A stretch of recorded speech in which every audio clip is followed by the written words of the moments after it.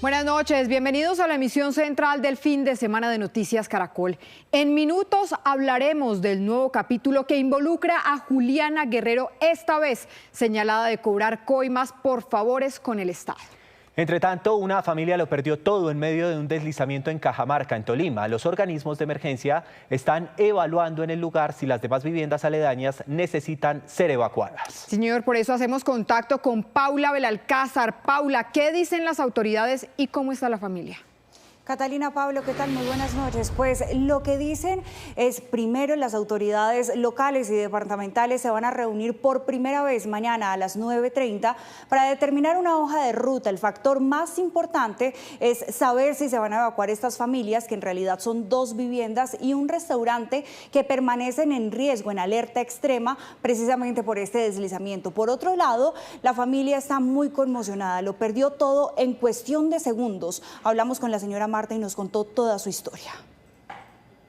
En horas de la madrugada se presenta una emergencia. Acá ustedes pueden apreciar la magnitud de lo sucedido, un deslizamiento. Este video, compartido por la alcaldía de Cajamarca, Tolima, registró el momento en el que una vivienda colapsó con sus habitantes en el interior. A esa hora pues hacían presente las diferentes autoridades del municipio. Eran las 3 de la madrugada. Un crujido despertó a Marta, de 55 años, y a su nieto de 12. En segundos, el techo y las paredes comenzaron a ceder.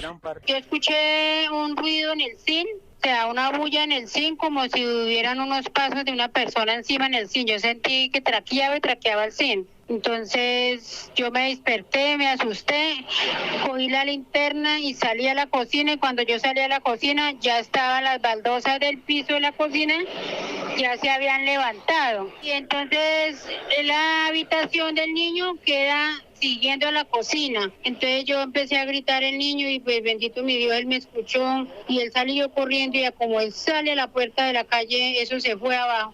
Cada espacio de esa casa había sido levantado con años de esfuerzo. El colapso también se llevó esa historia. Todo se me perdió, yo no saqué nada, con la mojita ropa que salimos con esas estamos.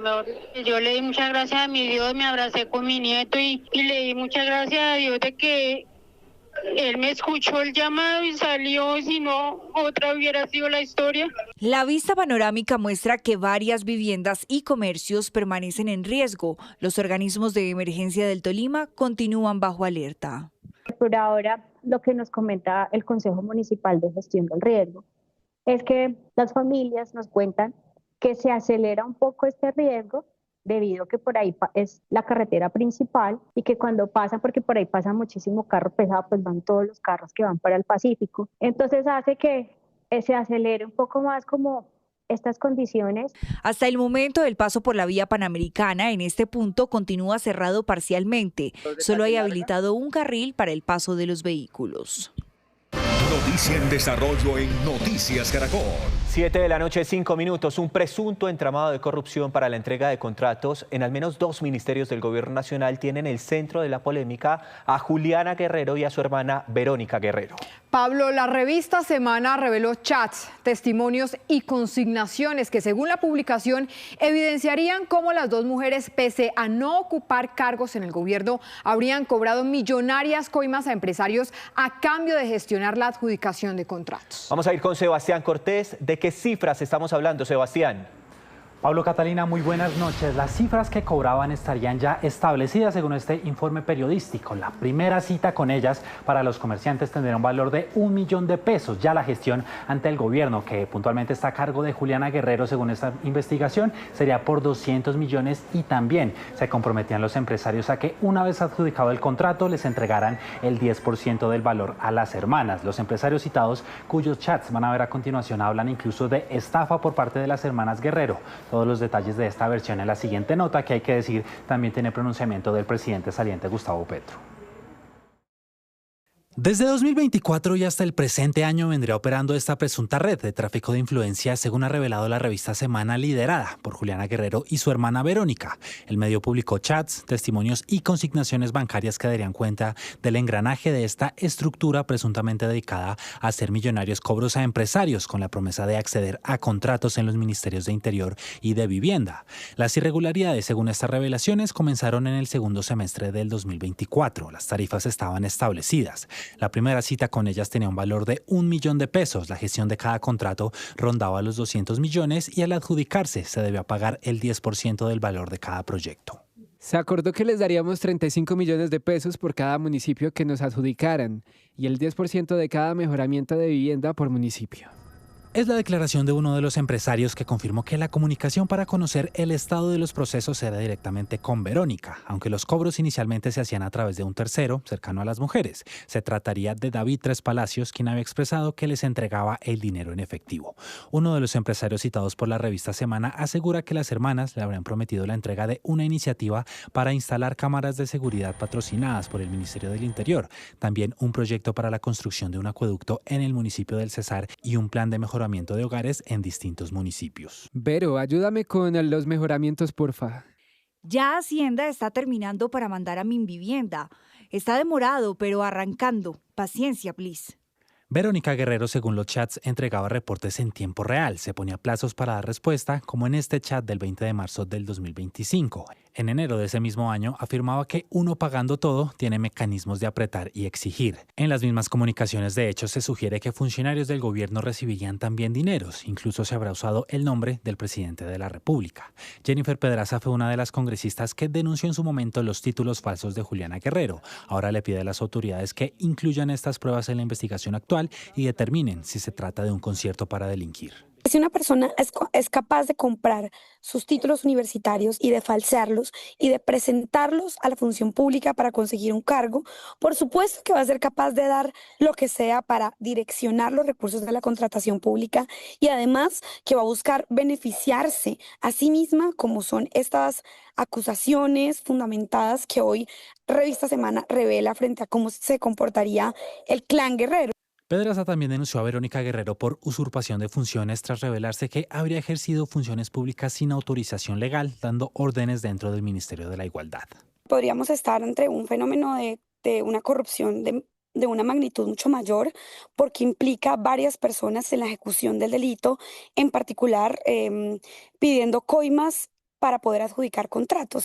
El presidente Gustavo Petro se pronunció en su cuenta de X sobre estas revelaciones y aseguró que el artículo es una buena demostración de barreras funcionando contra la corrupción que la Fiscalía debe investigar. Los empresarios corruptos dice que fueron estafados y el gobierno impidió robar. Los comerciantes que hablaron en la revista justamente aseguran que Juliana y Verónica Guerrero finalmente no les cumplieron y que no querrían devolver la plata. Según las cuentas de ellos, alcanzaron a entregarles más de 600 millones de pesos. A continuación, revisemos la línea de tiempo de recorrido de Juliana Guerrero en el Gobierno Nacional, desde su liderazgo estudiantil hasta la imputación de cargos por el presunto uso de documentación académica irregular para aspirar a un cargo público. Vamos a hablar entonces. En el 2019 inició su activismo en la Universidad Popular del Cesar. Allí estableció relación con René Hernández, estratega del petrismo en la región. Ya para el año 2022 se vinculó al gobierno de Gustavo Petro desde el inicio del mandato. Hablamos entonces en febrero de 2025 en un Consejo de Ministros. El presidente Petro la calificó como una líder joven, activa y rebelde. Días después es indagada por el presunto uso irregular de un vuelo de la policía.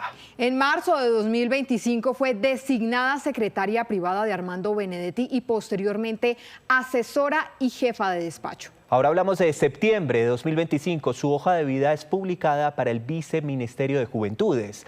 Denuncias sobre presuntas irregularidades en sus títulos académicos llevaron al gobierno a retirar la postulación. En noviembre de 2025, medios del Cesar informaron sobre el interés de construir una plataforma política para aspirar a la gobernación de ese departamento. En abril de 2026, la Fiscalía le imputó el delito de fraude procesal por el presunto uso de documentación académica falsa para aspirar al viceministerio. Juliana Guerrero no aceptó los cargos. Pero precisamente revisemos en qué va el proceso judicial contra Juliana Guerrero, qué ha pasado después de la imputación de cargos en su contra. Así va este polémico caso. El caso de Juliana Guerrero ha estado permeado por opiniones, señalamientos y hallazgos. Todo comenzó cuando el 1 de julio del 2025, según la investigación de la Fiscalía, le fueron expedidos los títulos de tecnóloga en gestión contable y como contadora pública por la Fundación Universitaria San José, documentos que posteriormente se convirtieron en el eje de la investigación penal. En noviembre del 2025, la Fundación Universitaria San José revocó formalmente los títulos académicos de Juliana Guerrero tras identificar presuntas irregularidades en su expedición, decisión que fortaleció las investigaciones administrativas y penales. En ese mismo mes, el Ministerio de Educación abrió una investigación de inspección y vigilancia contra la institución educativa para establecer posibles irregularidades en la expedición de títulos académicos. El 26 de marzo del 2026, la Fiscalía le imputó a Juliana Guerrero los presuntos delitos de fraude procesal y falsedad ideológica en documento público. Durante la audiencia, la exfuncionaria no aceptó los cargos. En la misma diligencia judicial, también fue imputado Luis Carlos Gutiérrez Martínez, exsecretario general de la Fundación Universitaria San José, por su presunta participación en la expedición de los títulos investigados. El 22 de julio de 2026, la Fiscalía radicó el escrito de acusación contra Juliana Guerrero y Luis Carlos Gutiérrez, al considerar que contaba con suficientes elementos probatorios para llevar el caso a juicio. Ese mismo día se confirmó que la audiencia de acusación quedó programada para el próximo 5 de agosto de 2026, dando inicio a la siguiente etapa del proceso penal. En esta audiencia de acusación, la Fiscalía formalizará ante un juez de conocimiento los cargos y solicitará que el proceso avance hacia la etapa preparatoria del juicio. Noticia en desarrollo en Noticias Caracol. 7 de la noche, 14 minutos. Un duro regaño recibió la Fiscalía en el marco del escándalo con la empresa Lily Pink. Una juez declaró ilegal los allanamientos en donde se recolectaron varias de las pruebas del caso y aseguró que el ente investigador habría actuado de manera desleal. Entonces, es una conducta de la Fiscalía que el despacho no puede pasar por alto. Efectivamente, la Fiscalía a lo largo de todo el procedimiento y ante el trámite de esta audiencia, pues ha demostrado deslealtad procesal ante las partes y el despacho, por lo cual pues no le compulsará copias, pero sí hará un llamado de atención a la Fiscalía. Este es el duro regaño de una juez de control de garantías a la fiscal del caso Lily Pink. El fuerte llamado de atención se dio tan solo 24 horas después de que el ente investigador imputara cargos a 8 empresarios señalados de presuntamente integrar una estructura que usaba empresas fachada para introducir mercancías al país y dar apariencia de legalidad a millonarias sumas de dinero producto del contrabando. Para esta juez fueron varias las inconsistencias de la Fiscalía al recolectar estas pruebas, por lo que declaró ilegal estos allanamientos. Ya son muchos los errores que cometió la señora fiscal y esto no puede pasar, esto debe hacerse un llamado de atención y la unidad de la dirección especializada debe conocer la manera como la señora fiscal pues está realizando sus solicitudes de audiencia de una manera pues descuidada, por así decirlo. Así las cosas, gran parte de la información recolectada en este caso no podrá ser usada por la Fiscalía como prueba contra estos empresarios que no aceptaron cargos el pasado martes y se declararon inocentes. 7 de la noche, 15 minutos. A 250 millones de pesos subió la recompensa por información que permita esclarecer el crimen de María Camila Potosí en Cali. La joven de 21 años con 8 meses de gestación fue reportada como desaparecida el 16 de julio y 4 días después fue hallada sin vida a orillas del río Meléndez en el sur de la ciudad. Según las autoridades, 4 personas estarían siendo indagadas por este hecho mientras avanzan en la recolección de pruebas.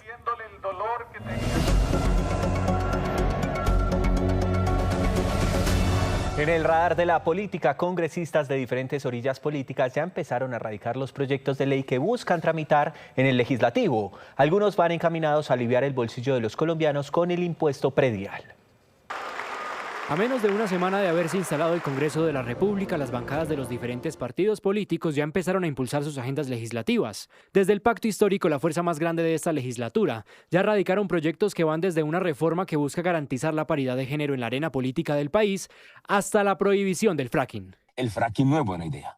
Ese cuento de Abelardo era prometerle a los Estados Unidos la posibilidad de acabar con nuestros suelos, con las reservas hídricas, para fracturar y sacar petróleo, no es la mejor manera. Desde el Centro Democrático, bancada que anunció será partido de gobierno, han radicado proyectos que buscan aliviar el bolsillo de los colombianos con el impuesto predial. Hemos visto una problemática muy grande en el país, donde hay aumentos exagerados, que no se ha hecho un avalúo catastral correcto y en consecuencia unos impuestos prediales exorbitantes. La senadora de la Alianza Verde, Andrea Padilla, radicó proyectos que buscan proteger los animales. Vamos a buscar que se cree el Fondo Nacional de Protección y Bienestar Animal, porque hay que garantizar que los recursos para los animales no sean una política de gobierno, sino de Estado. Vamos a buscar que todas esas personas rescatistas de animales, que son más de 3.000 en nuestro país, tengan un apoyo económico. Desde el Centro Democrático preparan una reunión con el ministro del Interior designado, Rodrigo Lara, para coordinar la agenda legislativa que planea impulsar el gobierno del presidente electo Abelardo de la Espriella. Gracias por continuar con nosotros. A un mes del doblete sísmico en Venezuela, los habitantes de La Guaira mantienen la búsqueda de sus seres queridos y esperan saber sobre su paradero, así sea para darles un último adiós. Desde que todo ocurrió aquel 24 de junio, Daisy Gutiérrez busca sin descanso a su hermana Carmen Cecilia. Sea muerta o sea viva, como sea, pero nosotros no nos vamos de aquí hasta que no aparezca.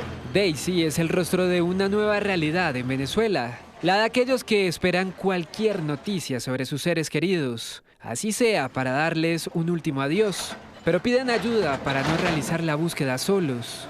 Con nuestro propio recurso es que hemos nosotros buscado algunos equipos para hacer excavaciones tipo topo, pero por la parte de atrás. Pero no, y son nuestros recursos. Las búsquedas se mantienen con un dilema colectivo. ¿Cómo salir adelante y reconstruir lo que hoy está reducido a trizas? Las tareas de remoción de escombros hasta ahora inician, y en medio del temor, algunos prefieren dormir a las afueras de lo que algún día llamaron hogar. Entre tanto, el sistema de salud está bajo una inmensa presión que sobrecarga los ya limitados recursos. En múltiples centros hay escasez de medicamentos, equipos y personal. La ONU reporta que 3 centros de salud quedaron inoperables y 41 sufrieron daños graves. Se deben enfrentar a interrupciones del suministro eléctrico y de agua mientras hacen todo lo posible por atender a los miles de heridos.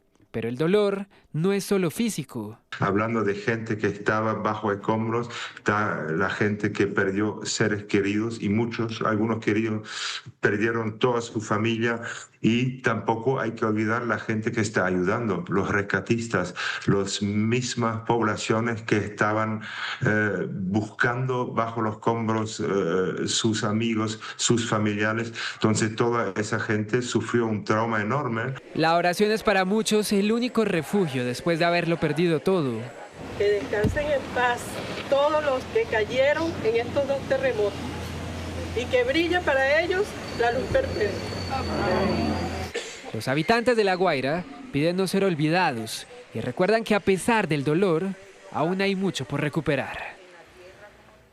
Colombia tiene uno de los 4 equipos de búsqueda y rescate en estructuras colapsadas que están certificados por Naciones Unidas en el continente americano. Mire, la pericia, la precisión de nuestros rescatistas ha sido puesta en prueba en Haití, México y Ecuador. Además, en Venezuela no fue la excepción. En La Guaira, en una operación, recuperaron con vida a un niño de 11 años. José, ¿cómo estás tú? ¿Estás al lado del armario? La persistencia de los rescatistas colombianos logró recuperar a Moisés con vida. Déjatelas ahí. Listo, ahí está la fe detrás suyo. Tranquilo, papi. Esa mañana del pasado 27 de junio en La Guaira, Venezuela, los rescatistas del grupo U-Circle 1 completaban más de 30 horas de trabajo extremo. El cansancio era total. La temperatura y el polvo complicaban su tarea, pero el ánimo se mantenía intacto. Día a día pues nos levantamos con toda la motivación a ver si podemos lograr salvar más vidas. Freddy, ¿cómo se ha sentido en las búsquedas estos días? Excelente, nos sentimos cada vez más motivados para seguir trabajando y salvar más vidas. En medio de la devastación, la comunidad los detuvo frente a este edificio, que algún día tuvo 11 pisos. Nos informaban que posiblemente había un niño atrapado bajo los escombros de un edificio, de una edificación de 11 pisos. El despliegue fue inmediato y las señales lo llenaron de esperanza. Uno de los equipos tecnológicos que tenemos, un DELSAR, que es un radar que detecta movimientos, así sea latidos del corazón o respiración, comienza a tener una señal un poco más intensa. Hacemos un silencio total y hacemos un llamado que es, si alguien me escucha, grite o haga un ruido. Entre toneladas de escombros y placas de concreto desplomadas, llegó una respuesta. Moisés en ese momento lo único que nos decía era ayudar. Es un niño de 11 años, es una voz muy frágil, muy débil, muy aguda, pero se escuchaba muy lejos, es decir, escuchar una voz a 40, 50 metros de longitud. ¡Silencio total! ¡Silencio! José, ¿cómo estás tú? ¿Estás al lado del armario? La voz del niño los cargó de emoción y coraje. No había tiempo que perder en medio de los temores de quienes se dedican a salvar vidas. Son sentimientos encontrados porque es la euforia de nosotros como rescatistas, pero es el miedo de afrontar esa situación y que al final no tengamos un resultado positivo o que encontremos un escenario que pueda ser desalentador para nosotros. Cada segundo valía oro, así que comenzó una perforación milimétrica. Al niño le habían caído 7 pisos encima y mover las toneladas de escombros sobre él en determinado momento era un riesgo para el menor. No, pero apenas hagamos esa perforación, hacemos contacto con el niño. Sí. Él nos dice, pero lo primero que nos indica es que estaba en el apartamento, que él en el momento se iba a bañar y la mamá, cuando empezó el sismo, la mamá le indicó que corriera y él corrió y se refugió al lado de la cama donde él dormía aparentemente. Esa vaina, esa es, necesitamos bajar, ahí ese closet, esa es. No estaba la mamá y la hermana, que ya posiblemente estaban muertas, pero porque él nos indicó que ya posiblemente la mamá y la hermana ya estaban muertas. Y él fue muy resiliente porque a pesar de esa adversidad, él supo sobrellevar ese momento que él estaba viviendo. Le pasamos una botella de agua, él se la toma súper rápido, ayúdame, tengo más sed. Lo consultamos con el componente médico, una botella más de agua, no se le puede dar nada más. El organismo de él ya después de 70 horas está condicionado. Moisés soportó 70 horas atrapado, sin comida, sin agua, pero sus ganas de vivir se mantuvieron intactas, en medio de su inocencia que tenía perplejos a los colombianos. Nos agradece y me dice, ayúdame, sácame. Si tú me sacas de acá, te invito a comer algo. Eso para nosotros en ese momento es un escalofrío. O sea, tener una conversación con una persona que ha estado 70 horas atrapada en una escombrera literal, un niño de 11 años, y que con esa seguridad te esté hablando y dice, sácame que yo te invito a algo de comer. Duraron 6 horas perforando, quitando escombros y apuntalando pedazos de lo que fue la estructura del edificio para poder llegar al menor.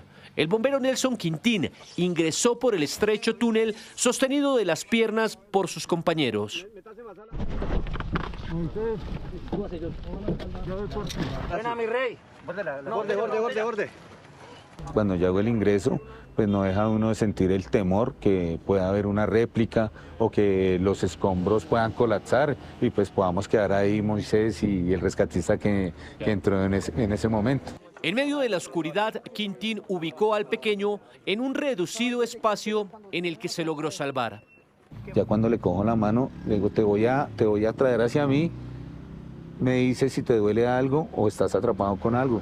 Inmediatamente yo lo traigo hacia donde yo estaba, veo que el menor estaba totalmente libre. Entre todo tuvo mucha fortuna porque nosotros le llamamos un espacio vital de vida. Y él hizo ese espacio vital dentro de una cama, un armario y la placa que le colapsó encima. Un casco de bombero. Buena, Moisés. ¿Estás mareado? Claro. Pero el terremoto fue muy fuerte. Sí, claro, fue fuerte la cabeza. El bombero tomó al pequeño en sus brazos y Moisés volvió a nacer. Aquí le tengo la espalda. Papi, te vamos a poner esas gafas para que no te dé mucho sol, ¿vale? Aquí le tengo la espalda. Déjatelas ahí. Listo, ahí está la fel detrás suyo. La fel. Un orgullo grande poder traer una persona de otra vez a la vida. Los 63 rescatistas y 4 binomios caninos del equipo colombiano volvieron a ganarle a la muerte y a la devastación. Su tarea en Venezuela les dejó una huella imborrable. Moisés, el niño que resucitó en medio de los escombros y se convirtió en símbolo de esperanza y fortaleza. Hoy ese pequeño que perdió a su mamá y a su hermana tiene una nueva familia en Colombia. Moisés, eres una gran persona, tienes una nueva esperanza de vida. Eres una persona muy resiliente, eres una persona muy fuerte. Moisés, acá en Colombia tienes una familia, es el Cuerpo Oficial de Bomberos de Bogotá. Y lo que tú llegues a necesitar en tu vida, en el desarrollo de tu vida, nosotros vamos a estar prestos acá para poderlo solventar. A un mes de la tragedia que sacudió a Venezuela. ¡Hay alguien! Gay. Según las autoridades, un hombre embistió su vehículo contra una multitud y lo abandonó en la escena antes de darse a la fuga en el centro de Berlín. La policía desplegó un operativo para capturar al sospechoso y no se descarta la participación de más personas en el ataque. La clausura de los festejos fue cancelada y se pidió a los asistentes marcharse a casa. Y para el cierre, miren esta historia. La estrategia Padrinos de Corazón del ICBF busca promover la vinculación de familias o personas con niños, niñas y adolescentes aptos para ser adoptados, para crear redes de apoyo y un proyecto de vida en compañía. Gracias a esta hemos conocido historias como la de Nicolás, quien tuvo la fortuna de encontrar una nueva familia. En la siguiente nota les contamos. La vida siempre da una segunda oportunidad para amar y ser amado. Nicolás es un niño de 13 años y tiene una parálisis cerebral, motora y cognitiva. Hace unos años necesitaba ayuda de máquinas para poder respirar y comer con normalidad, pero las cosas cambiaron desde que llegó al hogar de Daniela y John. No, Nico es un niño que me ha mostrado también la valentía. Nico pocas veces uno lo ve llorando, o sea, él se puede caer y se levanta. Nico ha sido nuestro maestro. Nosotros pensamos que nosotros le íbamos a enseñar a él, pero realmente es él quien nos está enseñando muchísimo sobre la vida, sobre cómo afrontar la vida. Daniela y Nicolás se conocieron mientras ella le hacía las terapias en la fundación en la que el niño se encontraba. Después conoció a John a través de Daniela y desde entonces fueron inseparables. Es por esto que los primeros padrinos de Nicolás se desvincularon del programa, al ver que Daniela y John crearon un vínculo con Nicolás que parecía de familia. Nico tenía a sus padrinos y en un acto que yo siempre voy a considerar de mucho amor, ellos dijeron, nosotros lo amamos a Nico con todo el corazón, pero sabemos que ustedes pueden de pronto hacer un poco más por él. Lo primero fue la desvinculación de su madrina, nos vinculamos nosotros como padrinos de corazón y arrancamos, digamos que de cero en la estrategia. El amor entre Nicolás y la pareja fue creciendo tanto al punto que lo llevaron a cumplir su sueño, conocer el mar. Y como la vida da giros inesperados, para Daniela y John, ser padrinos ya no estaba dentro de los planes. Nunca hubo una charla formal donde dijéramos no queremos adoptarlo, sino siento que todo se iba dando en el camino y las cosas se iban poniendo para que nosotros llegáramos a ese momento. El amor, porque creo que no es otra cosa, fue lo que nos llevó a decir, adoptémoslo y embarquémonos en este camino. Un proceso que comenzó en el 2021 y que culminó en octubre del año pasado. Oficial y legalmente, Nicolás hace parte de la familia, pero la tarea no ha sido fácil. Siempre se habla de la inclusión, pero una cosa es hablarlo y otra cosa es vivirlo. En el proceso también nos hemos dado cuenta que hay muchas limitaciones a nivel educativo, limitaciones a nivel de salud, que no es fácil. A pesar de las adversidades, Nicolás arribó a un lugar lleno de amor, gracias a la estrategia Padrinos de Corazón del ICBF, que busca la vinculación afectiva de familias o personas solteras con niños, niñas y adolescentes para construir redes de apoyo. El contar con los padrinos de corazón, con estos referentes afectivos, lo que hacen es precisamente brindar esa red de apoyo, ese soporte emocional que sin lugar a dudas aporta dentro de sus proyectos de vida. La estrategia no busca una vinculación de adopción legal, lo que pretende es buscar referentes para niños, niñas y adolescentes. que están teniendo precisamente ese soporte, esa persona con la que pueden conversar a través de una llamada telefónica, con quienes pueden compartir a medida que va evolucionando dentro de las mismas fases y dentro de las mismas etapas de la estrategia, a celebrar sus cumpleaños, poder tener salidas, el poder compartir. Padrinos de Corazón busca personas dispuestas a pasar tiempo de calidad con los niños, niñas y adolescentes que están bajo protección del ICBF y acompañarlos para salir adelante. Gracias a este programa, Nicolás hoy tiene un futuro prometedor.